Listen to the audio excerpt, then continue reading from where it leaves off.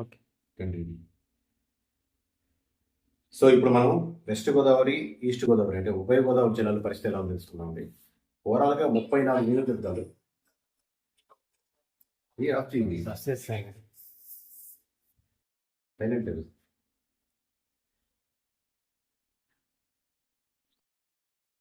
ఇప్పుడు మనం ఉభయ గోదావరి జిల్లాల గురించి తెలుసుకుందామండి ఎలా ఉందనేది. సో దీంట్లో ఆల్రెడీ ప్రీవియస్ వీడియోస్ కొన్ని ఛానల్స్లో లేదా బయట నేను ఇంటర్వ్యూస్ ఇచ్చిన వాటిలో లేదా మన ఛానల్ చూసింటారు. ఓవరాల్గా చూసుకుంటే అండి ఈస్ట్ గోదావరిలో లాస్ట్ టైము వైఎస్ఆర్సీపీ 14 నియోజకవర్గాలు గెలుచుకుంది. 4 నియోజకవర్గాలు టీడీపీ గెలుచుకుంది. ఒక నియోజకవర్గంలో మాత్రం జనసేన గెలుచుకుంది. కానీ ఓట్ పర్సంటేజ్ చూస్తే మీకు స్టేట్ మొత్తం మీద ఒక వైడర్ రేంజ్లో డిఫరెన్స్ ఉండేది ఇక్కడే ఉంటుంది. అంటే 43% వైఎస్ఆర్సీపీకి వస్తే ఆల్మోస్ట్ 37% వరకు టీడీపీకి వచ్చింది. అంటే 43-37 అంటే మీకు ఆల్మోస్ట్ 6-7% హ్యూజ్ డిఫరెన్స్ ఉంది ఇక్కడ.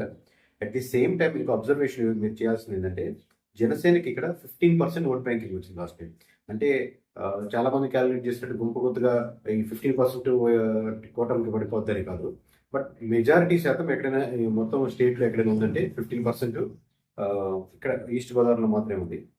ఇప్పుడు కేకే సర్వీస్ నుంచి మీరు ఆల్రెడీ వీడియో చూస్తుంటారు. ఇప్పుడు చెప్పేది ఏంటంటే 7 నియోజకవర్గాల దగ్గర కూటమి చాలా బలంగా ఉంది. 7 నియోజకవర్గాలు గెలుచుకునే ఆస్కారం ఎక్కువ ఉంది. అలాగే 3 చోట్ల వైఎస్ఆర్సీపీ బలంగా ఉంది. 3 చోట్ల గెలుచుకునే ఆస్కారం ఉంది. ఇకపోతే మిగతా 9 నియోజకవర్గాలు అంటే 7+3 10 పోయిన తర్వాత మిగతా 9 నియోజకవర్గాలు అవుట్ ఆఫ్ 19 పోటాపోటీ ఉంది. నువ్వా నేనా అంటుంది. అలాగే వెస్ట్ గోదావరి చూసుకుంటే లాస్ట్ టైం మీకు 13 నియోజకవర్గాలు వైఎస్ఆర్సీపీ గెలుచుకుంది, 2 టీడీపీ గెలుచుకుంది. ఇక్కడ 0 జనసేన ఎటువంటి సీటు ఓపెన్ చేయలేదు. అట్ ది సేమ్ టైం పర్సంటేజ్గా చూస్తే హ్యూజ్ డిఫరెన్స్. అంటే ఒక 10% కంపారిటివ్లీ ఈస్ట్తో పోలిస్తే వెస్ట్ ఇంకా ఎక్కువ. ఎందుకంటే 46% వైఎస్ఆర్సీపీకి వస్తే కంపారిటివ్ ఈస్ట్ అక్కడ 6-7% ఇక్కడ 10%కి వెళ్ళింది. 36% మాత్రమే టీడీపీకి వచ్చింది. ఇక్కడ జనసేన పర్సంటేజ్ 12%. అంటే జనసేనకు వచ్చిన ఓట్ బ్యాంక్ 12% ఉంది. సో ఇప్పుడు కేకే సర్వీస్ తర్వాత మనం చెప్పిన నెంబర్ వచ్చేసి అవుట్ ఆఫ్ 15 9 సీట్స్లో బలంగా ఉంది. అంటే ఖచ్చితంగా ఇక్కడ కూటమి గెలుచుకునే ఆస్కారం ఉందన్న సీట్లు 9 కనబడుతున్నాయి మనకు. ఒక సీటు మాత్రమే వైఎస్ఆర్సీపీకి ఇది కాన్ఫిడెంట్గా వస్తుంది అనేది ఉంది. మిగతా 5 చోట్ల మటుకు ఇప్పుడు చాలా నియోజకవర్గాల్లో ఇద్దరు బలంగా ఉండేవారు ఉన్నారు.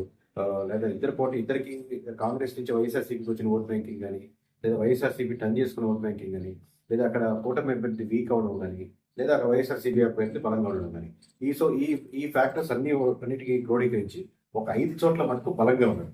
అంటే టోటల్గా కన్సాలిడేట్ చేస్తే మనకు గోదావరి జిల్లాలో 34లో 16 కూటమికి గెలుచుకునేందుకు ఆస్కారం ఉంది. 4 మాత్రం వైఎస్ఆర్సీపీ కన్ఫర్మ్ సీట్స్ ఉన్నాయి. 14 నియోజకవర్గాల్లో మటుకు టఫ్ ఫైట్ ఉంది. ఇప్పుడు మీరు శ్రీకాకుళం నుంచి మనం కృష్ణా జిల్లా వరకు చేసిన వీడియోస్ రెగ్యులర్గా ఫాలో అవుతున్న వాళ్ళు కొంతమంది అభిమానులు అడిగేది ఏంటంటే సార్ వైఎస్ఆర్సీపీకి ఎంత దారుణంగా ఉంది పొజిషన్, అంటే కూటమి చాలా బలంగా ఉందా, మొత్తం వేవ్ ఉందా అనేది. వేవ్ ఎవరి వైపు లేదండి. మళ్ళీ ఐ రిపీట్ అట్లా చెప్పి నెంబర్స్ ఎక్కువ కనపడచ్చు, మీకు తక్కువ కనపడచ్చు. బట్ పోటాపోటీ ఉండేది ఎక్కువ ఉంది. ఇప్పుడు ఇంకా 2-3 వారాలు ఉంది కాబట్టి ఇంకా ఈ 2-3 వారాల్లో ఆ పోటాపోటీ ఎక్కువ గెలుచుకుంటే మీకు ఎక్కువ సపోజ్ లెట్స్ మీకు ఈ నెంబర్ తీసుకుందాం. 16 నియోజకవర్గాల్లో మీకు టీడీపీ కూటమి బలంగా ఉందన్నాను. 4 నియోజకవర్గాల్లో మాత్రమే వైఎస్ఆర్సీపీ బలంగా ఉందన్నాను. కానీ 14 నియోజకవర్గాల్లో పోటాపోటీ ఉంది. ఏదైనా ఫ్యాక్టర్ రేపు పొద్దున అడ్వాంటేజ్ అయ్యి పోటాపోటీలన్నీ కొట్టేయగలుగుతుంది. ఈ ఫ్యాక్టర్ నిజంగా వేవ్ వైఎస్ఆర్సీపీ టర్న్ అయితే 18 నియోజకవర్గాల వరకు ఈవెన్ ఈస్ట్ వెస్ట్ గోదావరి జిల్లాను కొట్టగలదు అనమాట. లేదు మీరు ఎర్ర రేటు తగ్గించుకొని పర్సంటేజ్ పెంచుకొని ఈ ఫ్యాక్టర్స్ని క్రోడీకరించుకొని ఒక 50-50గా ఉంటుందంటే అప్పుడు ఆబ్వియస్గా కూటమికి అడ్వాంటేజ్ ఉంది. బట్ ఎందుకు ఈ సేఫ్ జోన్లో పెడుతున్నాం అంటే మనం చేసేది ఏంటంటే మనం పొలిటికల్ సర్వీస్ చేసేది ఎమ్మెల్యేస్కి లేదా వాళ్ళ తరపున పర్సన్స్కి లేదా వాళ్ళ తరపున ఎవరైనా ఇంట్రెస్టెడ్ ఉన్న వాళ్ళకి చేయిస్తున్నారు. అదే మండల వారికి, విలేజ్ వారికి. ఇంకో అదర్ ఫ్యాక్టర్ అంటే కొంతమంది ఏంటంటే వాళ్ళు ఎమ్మెల్యేగా కంటెస్ట్ చేయవచ్చు, వాళ్ళ పర్సనల్ ఇంట్రెస్ట్ కావచ్చు, లేకపోతే వాళ్ళు ఎక్కడైనా మనీ ఇన్వెస్ట్ చేయడానికి లేదా బెట్టింగ్ చేయడానికి వాళ్ళ ఇంట్రెస్ట్ మీద వాళ్ళు ఏం చేస్తారో అసలు మాకు ఓవరాల్ నియోజకవర్గం మీదే కావాలంటే నెంబర్ కావాలి, ఇంత కావాలి, ఎంత పర్సంటేజ్ ఉందని కావాలి. ఓవరాల్ పర్సంటేజ్గా చెప్పాలన్నా, మండల వారిగా చెప్పాలన్నా, వినియోగదారుగా చెప్పాలన్నా దానికి ఆబ్వియస్గా మనకు సర్వే చేసి చెప్తున్నాం. బట్ కొన్నిసార్లు ఏంటంటే మనకు ఆర్డర్ రాకపోయినా మనకు స్టేట్ వైజ్గా చెప్పాలి కాబట్టి ఇప్పుడు ఫర్ సపోజ్ వెస్ట్ గోదావరిలో మనకు 2-3 నియోజకవర్గాలు ఆర్డర్లు వచ్చాయి అనుకోండి, విలేజ్ వారీగా వచ్చాయి. సో దాని ఇన్పుట్ తీసుకొని మన చుట్టుపక్కల ఓవరాల్ డేటా ఎలా ఉందని తక్కువ శాంపుల్స్లో మనం తీసుకొని అసలు నిజంగా ఉందా లేదా. ఆ తక్కువ శాంపుల్స్లో మనకు కుదరట్లేదు, చాలా డిఫరెన్స్ ఎక్కువ ఉంది అనుకున్నప్పుడు పోటాపోటీగానే ఉన్నాము. అంటే ఇప్పుడు డిఫరెన్స్ నా ఉద్దేశం తక్కువ ఉందని. తక్కువ ఉంది. 5,000 ఓట్ బ్యాంక్ తక్కువ అంటే తక్కువ ఉంది అన్నప్పుడు పోటాపోటీగా వేయడం జరుగుతుంది. లేదా తక్కువ శాంపుల్స్‌లోనే మనకు 10,000 మార్జిన్ దాటేస్తుందన్న నియోజకవర్గాలు మటుకు మనం ఖచ్చితంగా ఏ ఏ పార్టీకి ఫేవర్‌గా ఉందో అది చేస్తుంటాం. సో ఇప్పుడు నేను చెప్పొచ్చేది ఏంటంటే మొత్తం తూర్పు, పశ్చిమ గోదావరి జిల్లాలో ఔట్ ఆఫ్ 34 16 నియోజకవర్గాలు కూటమి గెలుచుకునేందుకు ఆస్కారం ఉంది. 4 నియోజకవర్గాల మటుకు ఖచ్చితంగా వైఎస్ఆర్‌సీపీ గెలుచుకునేందుకు ఆస్కారం ఉంది. ఒక 14 నియోజకవర్గాల మటుకు పోటాపోటీగా ఉన్నాయి. ఈ బయట మీరు ఎవరు చెప్పినా ఈ 14 నియోజకవర్గాల్లో అంటిల్ అన్లెస్ వాళ్ళు చాలా హ్యూజ్ శాంపుల్స్ తీసుకొని శాంపుల్ వైజ్‌గా వెరిఫై చేసి విలేజ్ వారీగా, మండల వారీగా వెరిఫై చేస్తే కానీ ఈ 14 నియోజకవర్గాలు పోటాపోటీగా చెప్పలేరు.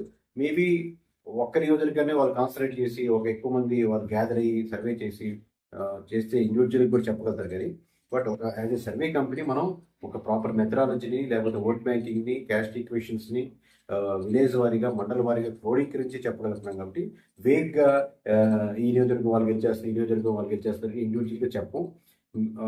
అంటే క్యాజువల్గా చేసే సర్వేలు ఉంటాయి, మామూలు వీడియోల కోసం చేసే సర్వే కంపెనీస్ ఉంటాయి.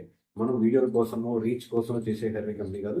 అట్ ది సేమ్ టైం ఒక బ్రాండింగ్ కూడా అవసరం కాబట్టి నియోజకవర్గ వారికి ఎలా ఉందో పోయినసారి చెప్పాం, మండల వారీగా నియోజకవర్గ వారీగా అలాగే జిల్లాల వారీగా చెప్పుకుంటూ వస్తాం.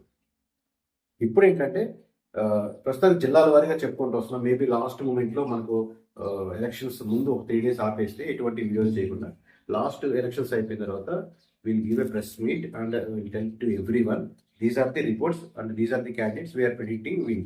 అట్ ది సేమ్ టైం అప్పుడు కూడా మనకు టఫ్ ఫైట్లు అనిపిస్తున్నాయంటే ఆ నియోజకవర్గాలు అప్పటికి కూడా ఈ 30 నియోజకవర్గాలు 40 నియోజకవర్గాలు అప్పటికి ఎన్ని అనిపిస్తుంది ఈ మేము చెప్పే పరిస్థితులు లేవు. ఎందుకంటే we didn't do the detail survey దగ్గర సరిపోలేదు, మాకున్న బడ్జెట్కి లేదా వాటికి సరిపోలేదని చెప్పాం.